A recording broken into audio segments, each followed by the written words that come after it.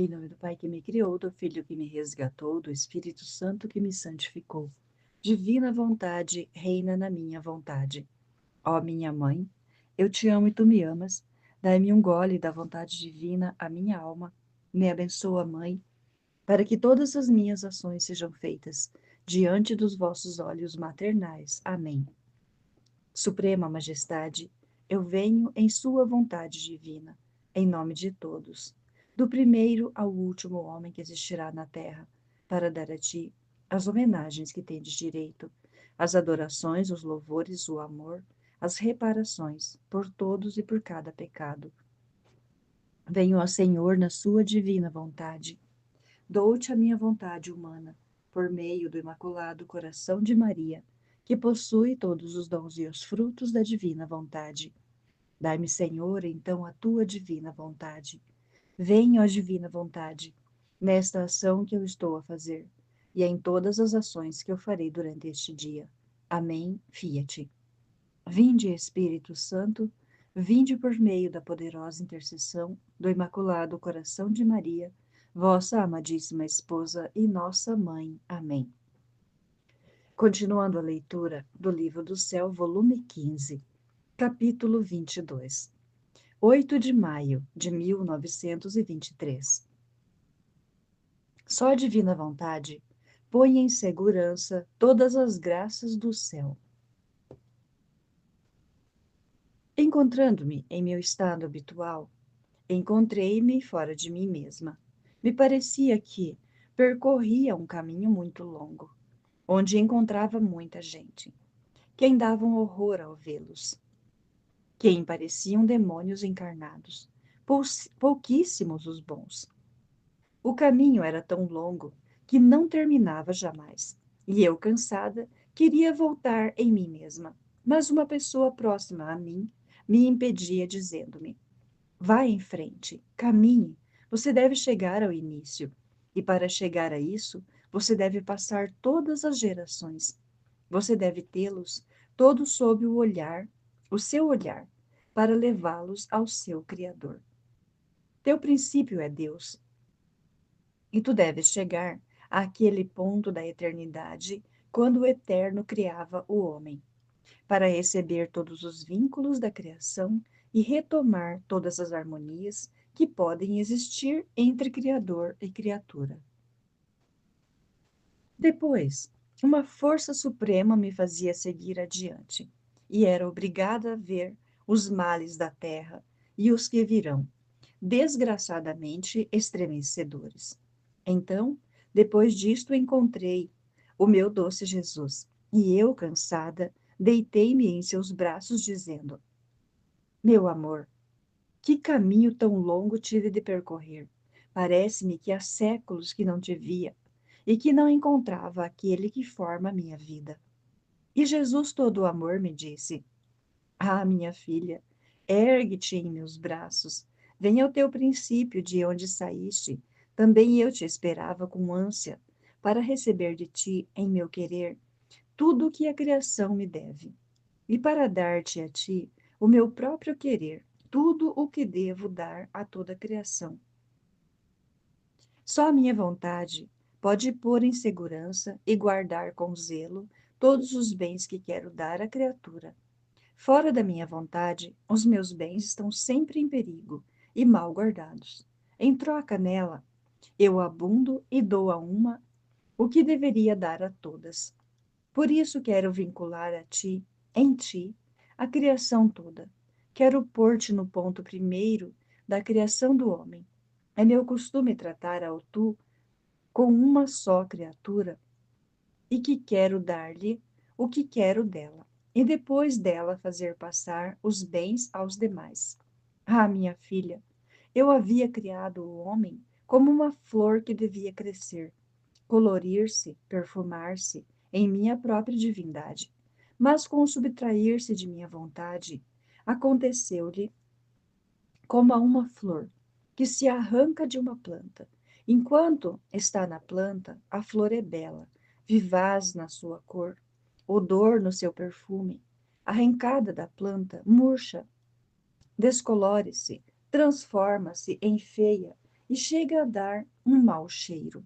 Que sorte foi a sua e que dor para mim, que com tanto amor queria fazer crescer esta flor em minha divindade, para me deleitar e recriar-se com ela. Agora esta flor arrancada, com minha onipotência, quero fazê-la brotar transplantando-a de novo no seio da minha divindade. Mas quero uma alma que queira viver no seio do meu querer. Ela será a semente que se prestará a mim, e a minha vontade fará todo o resto. Assim retornarão minhas delícias da criação. Me recriarei com esta mística flor e me refarei da criação. Amém, Fiat. Jesus, eu confio em vós. Capítulo 23. 18 de maio de 1923. Como é difícil encontrar uma alma que queira sofrer. Carrascos de almas que há na igreja. Sentia-me muito afligida e quase privada do meu doce Jesus. Que duro martírio é a sua privação. Martírio sem esperança de tomar o céu por assalto, como o tomam os mártires. O que torna todo doce o sofrer. Em troca, sua privação é martírio que desune, que queima, que fere e que abre um abismo de separação entre a alma e Deus, que em vez de adoçar o sofrer, o amarga, o amarre, de modo que enquanto se sente morrer, a mesma morte foge longe. Ó Deus, que pena! Agora, enquanto me encontrava no imenso abismo da privação do meu Jesus, assim que se moveu em meu interior, lhe disse: Ah, meu Jesus, já não me amas. E ele, não me dando ouvidos, fazia-se parecer todo aflito, como se tivesse na mão uma coisa negra que estava prestes a atirá-la sobre as criaturas. Depois me tomava o coração entre suas mãos, me apertava fortemente, me o transpassava. E meu coração esperava com ânsia suas penas, como refrigério e bálsamo, as penas sofridas por sua privação. Oh, como temia que deixasse de me fazer sofrer e me jogasse de novo no abismo da sua separação. Então, depois disto, disse-me: Minha filha, eu não presto atenção às palavras, mas aos atos. Acreditas tu que é fácil encontrar uma alma que de verdade queira sofrer? Oh, como é difícil! De palavra há quem queira sofrer, mas nos fatos fogem quando uma dor os oprime. Ou outras penas as rodeiam. Ó, como queriam libertar-se! E eu permaneço sempre o Jesus isolado nas penas. E é por isso que quando encontro uma alma que não foge do sofrimento e quer fazer-me companhia nas minhas penas, e mais, espera e espera que lhe dê o pão da dor, isto me dá o delírio do amor e me faz chegar a fazer loucuras e a ser tão magnânimo com esta alma, de fazer ficar estupefatos céu e terra. Achas tu que era algo indiferente, que o meu coração, que tanto ama, que enquanto estavas privada de mim me esperavas, não para outra coisa, senão para que te levasse as minhas angústias? Enquanto dizia isto, fez-me ouvir que passava o Santíssimo pela rua e me deu um aperto mais forte ao meu coração. E eu, meu Jesus, que se passa? Para onde vais? E quem te leva? E ele, todo triste, me disse: Vou a um enfermo, levado por um carrasco de almas.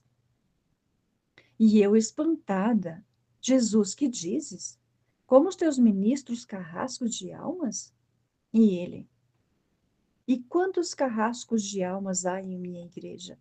Estão os carrascos apegados aos interesses, que fazem carnificina de almas. Porque com o seu exemplo, em lugar de fazer desapegadas as almas de tudo que é terra, as interessam demais. Estão os imoderados, que em lugar de purificar as almas, as desfiguram. estão os carrascos dos passatempos, dedicados aos prazeres, aos passeios e demais, que em lugar de fazer coletadas às almas e de infundir-lhes o amor, à oração e ao retiro, as distraem. Todas estas são carnificinas de almas. Quanta dor meu coração sente ao ver que aqueles mesmos que deviam ajudar e santificar as almas são a causa de sua ruína. Capítulo 24, 23 de maio de 1923. A vontade de Deus é plenitude, e quem nela vive deve concentrar tudo em si. Suas privações continuam, e apenas tendo-se feito ver, o meu doce Jesus lhe disse: Diz-me, meu amor, em que te ofendi, que foge longe de mim? Ah, meu coração sangra pela intensidade da dor. E Jesus me disse: Acaso te desviaste da minha vontade? E eu: Não, não, o céu me livra de tal desgraça. E ele: E por que então me pergunta em que me ofendeu? A culpa entra quando a alma se subtrai da minha vontade. Ah, minha filha, para tomar plena posse da minha vontade, deves concentrar em ti todos os estados de ânimo de todas as criaturas, e conforme passas um estado de ânimo, assim tomas o domínio. Isso aconteceu na minha mãe e na minha humanidade. Quantas tristezas, quantos estados das almas estavam concentradas em nós? Minha querida mamãe, muitas vezes, ficava num estado de pura fé, e minha geminente humanidade ficava como triturada sob o peso enorme de todos os pecados e penas de todas as criaturas. Mas, enquanto sofria, ficava com o domínio de todos os bens opostos a esses pecados e penas das criaturas. E a minha amada mãe ficava rainha da fé, da esperança e do amor, dominadora da luz, tanto de poder dar fé, esperança, amor e luz a todos. Para dar é necessário possuir, e para possuir é necessário concentrar em si aquelas penas, e com a resignação e com o amor mudar os bens em bem as penas, em luz as trevas, em fogo as friezas. Minha vontade é plenitude, e quem deve viver nela deve entrar no domínio de todos os bens possíveis e imagináveis. Quanto a criatura é possível? Quantos bens não posso dar a todos? E quantos a minha inseparável mãe não pôde dar? E se não damos demais, é porque não há quem a tome. Porque tudo o sofremos, e enquanto estávamos na terra, nossa morada foi na plenitude da divina vontade. Agora, cabe a você fazer o nosso mesmo caminho e morar onde nós moramos. Você acredita que seja coisa de nada, ou, como todas as outras vidas, ainda santas, ou viver em nosso querer? Ah, não, não. É o todo. Aqui convém abraçar tudo. E se alguma coisa te escapa, não podes dizer que vives na plenitude da nossa vontade. Por isso, sê atenta e segue sempre o voo em meu eterno querer. Capítulo 25. 25 de maio de 1923. A divina vontade legitima as almas como filhas de Deus. Tudo foi criado para elas. Sentia-me como imersa no querer eterno.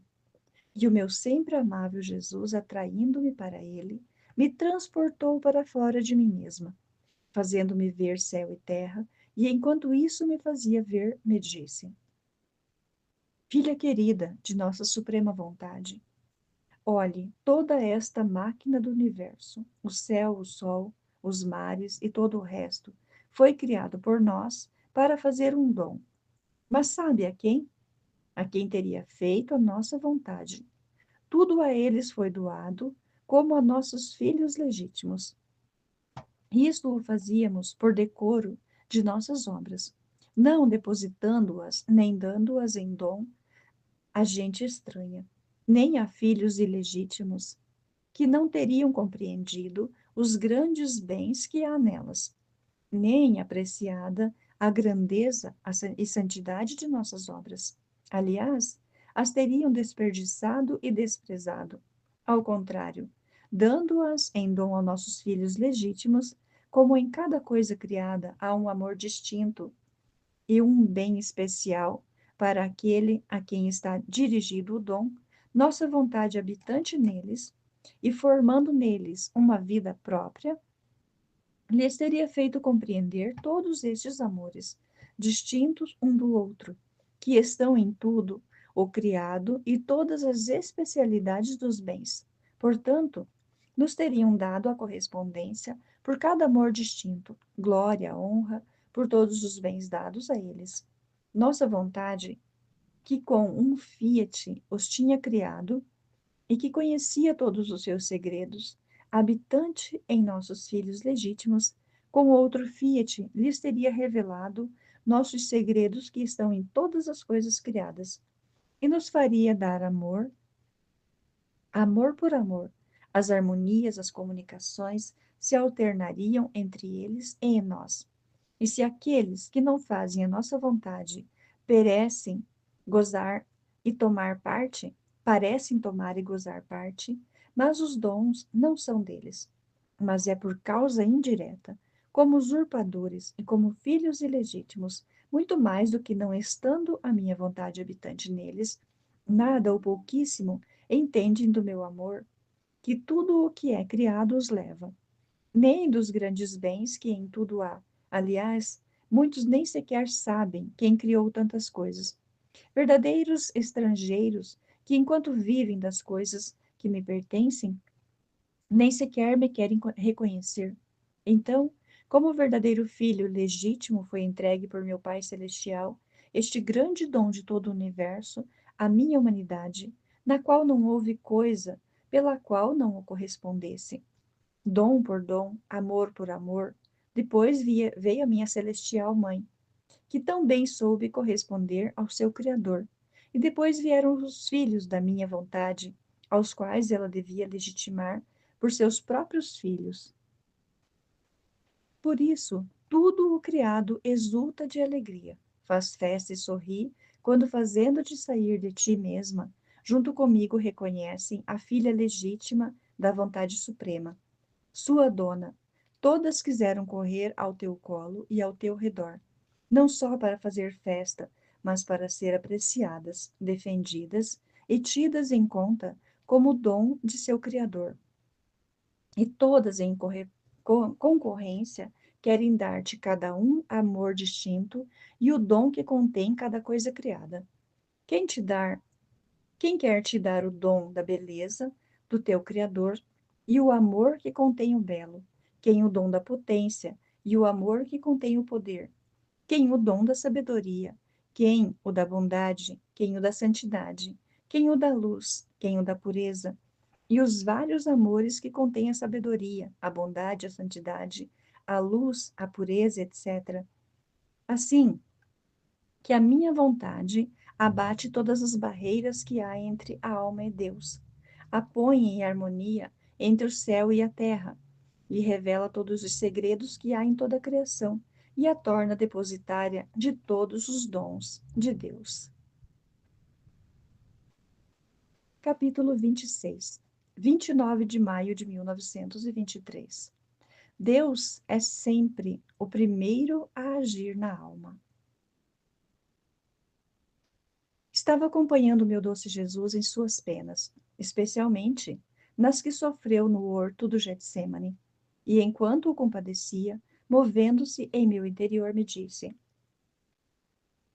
Minha filha, o primeiro a formar o trabalho de minhas penas em minha humanidade foi o meu Pai Celestial, porque só ele tinha a força e o poder de criar a dor e de pôr nele quantos graus de dor se necessitavam para poder satisfazer-se da dívida das criaturas. As criaturas foram secundárias, porque não tinham nenhum poder sobre mim, nem virtude de criar a dor, por quanta intensidade queriam. Isto acontece em todas as criaturas, como ao criar o homem. O primeiro trabalho, tanto na alma como no corpo, o fez o meu Pai divino. Quanta harmonia, quanta felicidade não formou com suas próprias mãos na natureza humana? Tudo é harmonia e felicidade no homem. Só a parte externa, quantas harmonias e felicidade não contém? O olho vê, a boca fala, os pés caminham, as mãos agem e tomam as coisas que há até onde chegaram os pés. Se o olho pudesse ver e não tivesse a boca para expressar-se, se tivesse os pés para caminhar e não tivesse as mãos para agir, não seria uma infelicidade, uma desarmonia na natureza humana? Logo, as harmonias e felicidades da alma humana, a vontade, a inteligência, a memória, quantas harmonias e felicidade não contém? Basta dizer que são partes da felicidade e harmonia do eterno.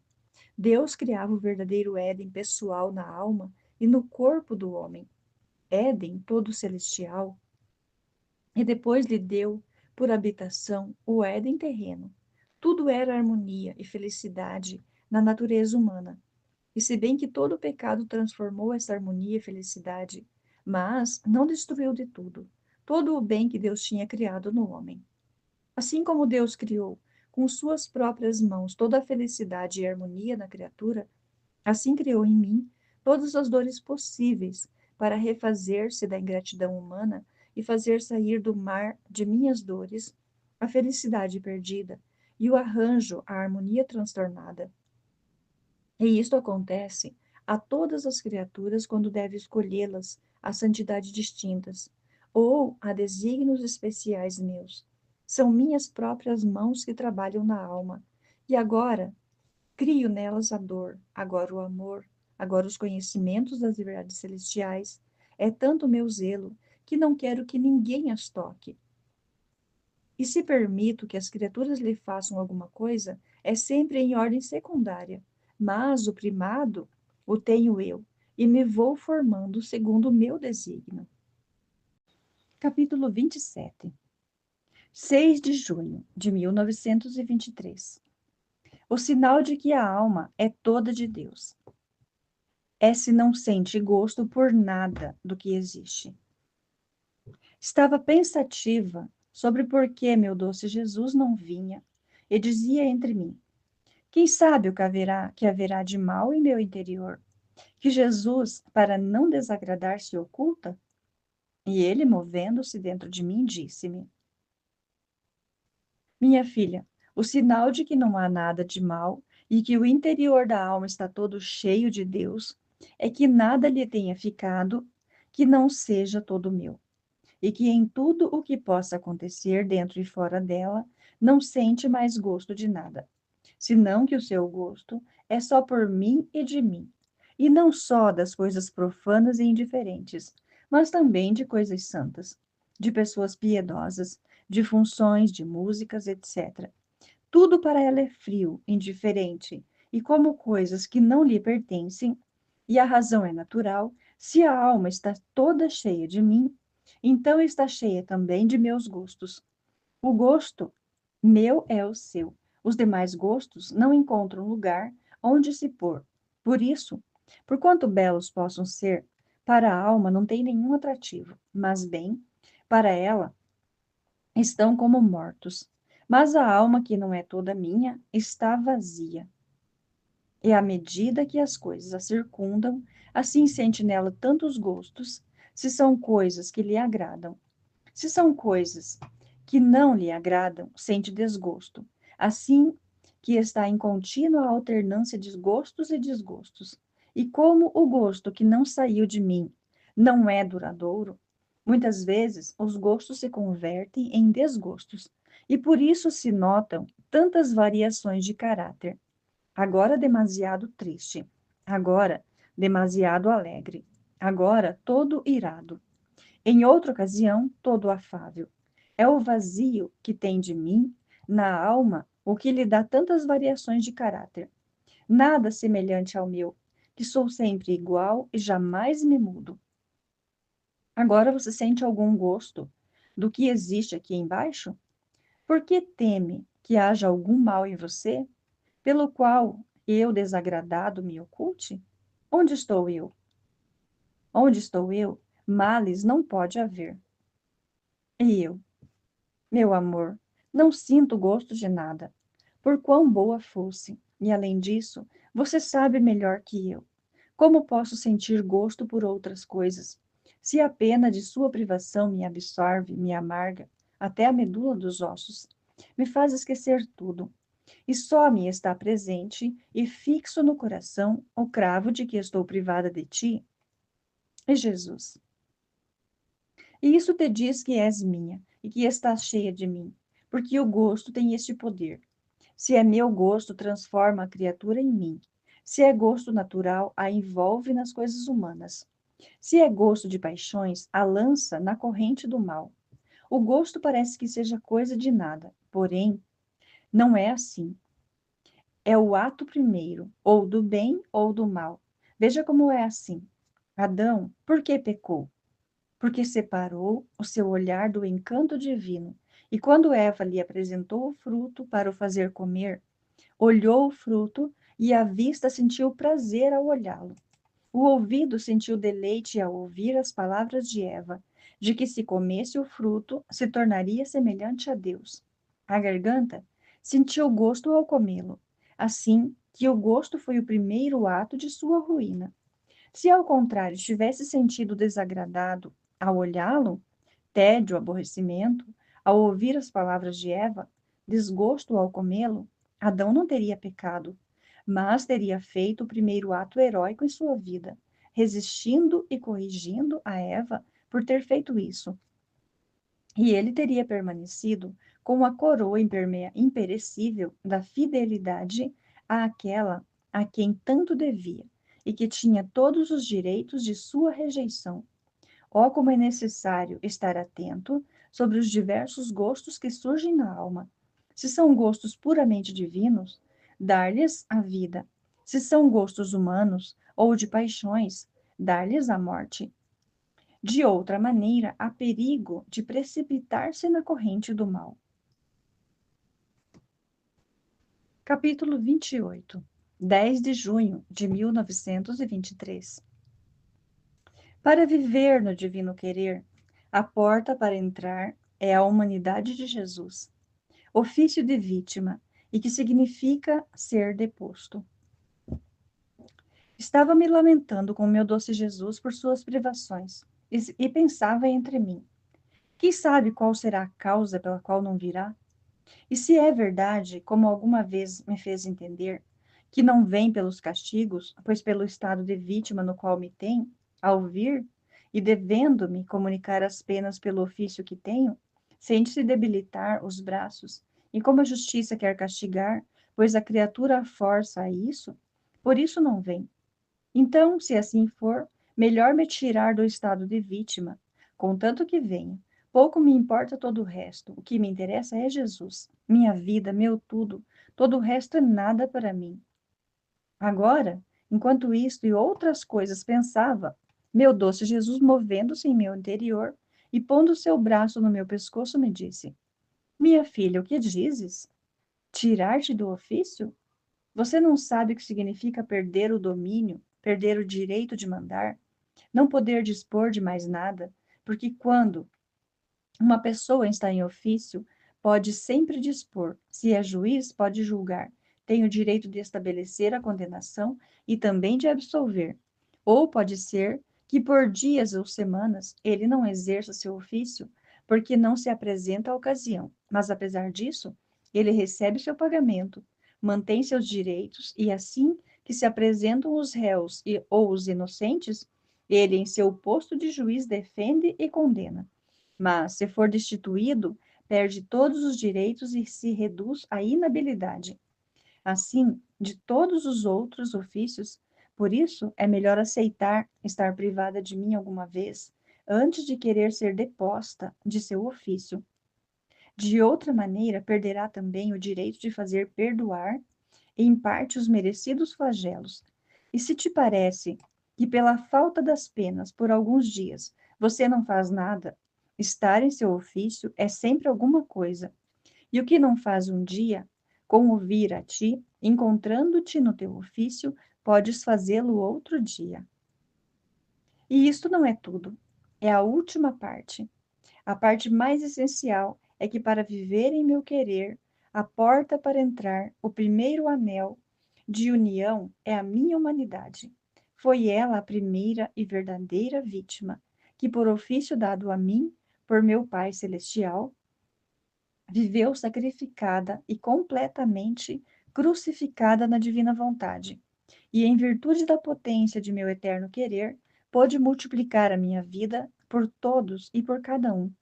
E assim, como a potência de um só Fiat multiplicava tantas coisas criadas, dando a cada criatura o direito de as fazer próprias, assim a potência de minha vontade multiplicava uma só vida, a fim de que cada um me tivesse para si, só por ajuda, por defesa, por refúgio, como eu gostaria.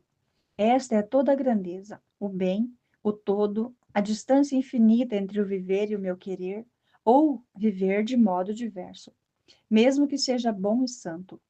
Multiplique um ato em tantos atos por quantos se queiram, suficientes para quantos queiram desfrutá-los. Agora, se te tivesse tirado do ofício, não só ocuparias meu ofício sobre a terra, e não estando em minha humanidade, que apesar de que fez muito, conseguindo tanto bem ao homem, mas não retirei os direitos, a honra, o decoro, a minha justiça. Quando requeria castigar justamente ao homem, me resignava. Assim, faltando-te o anel de união, não poderia viver em meu querer. Perderias o domínio, teus atos passariam a simples intenções. E quando dizes, meu Jesus, em teu querer te amo, te bendigo, te agradeço por todos, me luto por cada uma das ofensas, etc., não voariam sobre cada um dos atos humanos para fazer-se ato em cada ato humano, amor por cada amor que me deveriam dar as criaturas. Não seguirias todos os meus atos que estão em meu querer, ficarias atrás. No máximo, seriam intenções pias que podem fazer algum bem, mas não atos por todos que possam dar vida em que contenham a potência de nossa vontade criadora. Porém, quantas vezes não me dizes, já que me chamaste no teu querer, não me deixes para trás. Ó Jesus, faz com que contigo siga os atos da criação para te corresponder pelo amor que puseste em todas as coisas criadas, aquelas da redenção e aquelas da santificação, a fim de que onde quer que estejam os teus atos, o teu amor esteja a correspondência do meu. E agora, queres que te deixe para trás? Eu fiquei confusa e não soube o que responder. O bom Jesus dispõe do que lhe agrada, e tudo seja para a sua glória. Amém. Fiat. Jesus, eu confio em vós.